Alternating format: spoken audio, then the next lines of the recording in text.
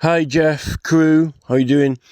I don't really want to make a long video because, you start talking and you can end up going on for hours, and I know people don't have that much time to listen to each other. There's a channel called Fast Jet Performance, a guy called Tim. That's a pretty cool channel to follow.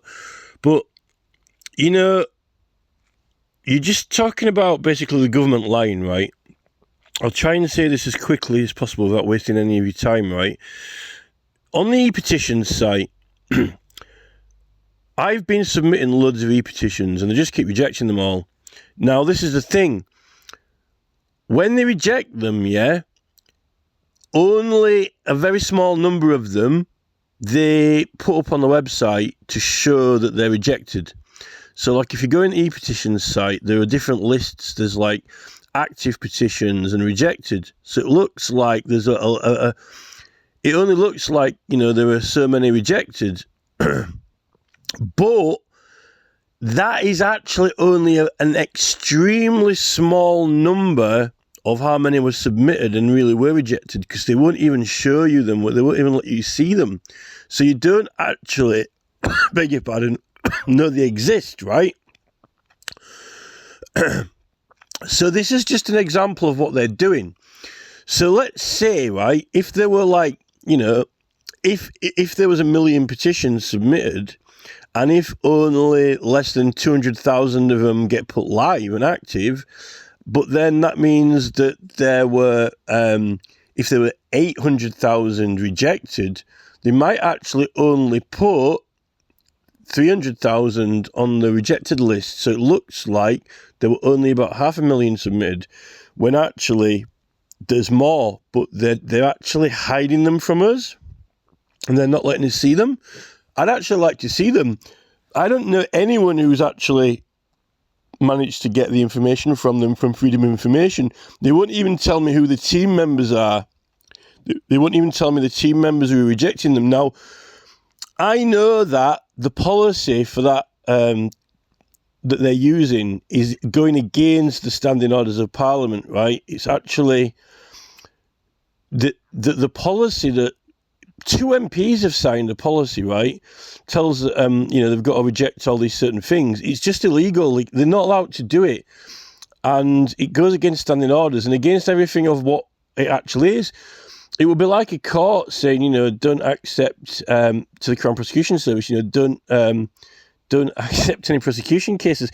If the Crown Prosecution Service submitted, 1 million prosecutions, but then the court rejected over half of them, but then they weren't even letting people know that they were rejected or hid them, it would be a bit strange. So what I'm saying is, people are saying, what can we do? What can we do? Hasn't there already been enough people complaining to the government? Well, this is the thing. If they're lying about e-petitions, which I know they are, right? Because all you have to do is look at the numbers, right? Your petition gets a number, like, 73254 or whatever. And when you submit another one later on, the numbers are going up. So they're all in like sequential order. So you know how many have been submitted, and there's a hell of a lot more being submitted. And really, they are complaints, but they're a complaint trying to get legal action and trying to get people to sign it and support it. But if you just think about all of the other complaints to other government departments, like, MPs, complaints about MPs, like Rachel Reeves or even Starmer, and, complaints to Number 10 through the 10 Downing Street website, and all the complaints to Companies House about all this OneGov and everything like that, right? I actually think they're lying about complaints. I think that there are actually a lot more. And I also think, when they did the speed cameras and they said, this camera's not active or that camera's not active, and, when you ask for the information and they say there are only so many cars, I think they were lying about that as well. I actually think they're lying about the whole thing. Now you've raised this issue of, of the government lying.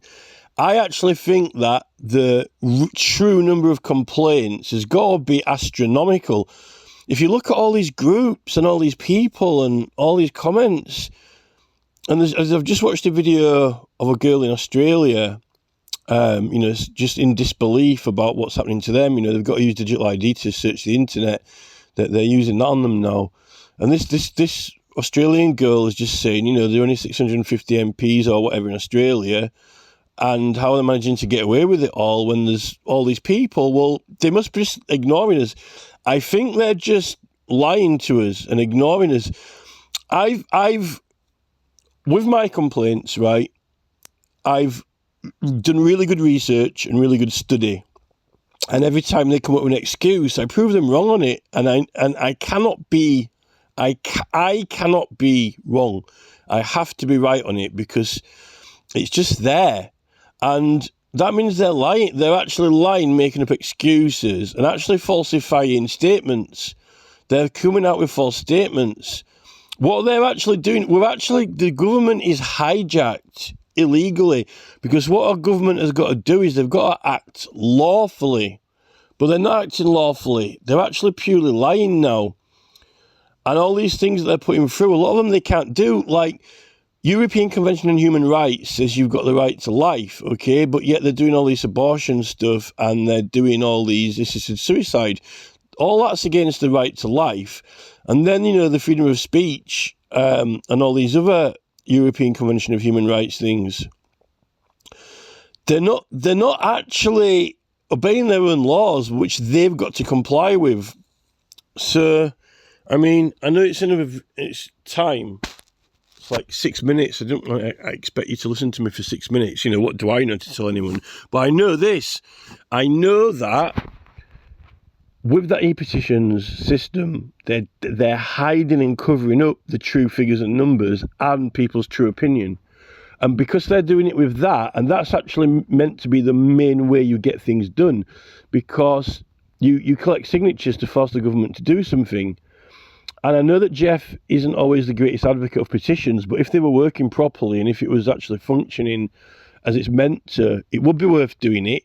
But then what they're doing is they're not letting you attach proof and facts and evidence to it and then get it shared and get the signatures on there.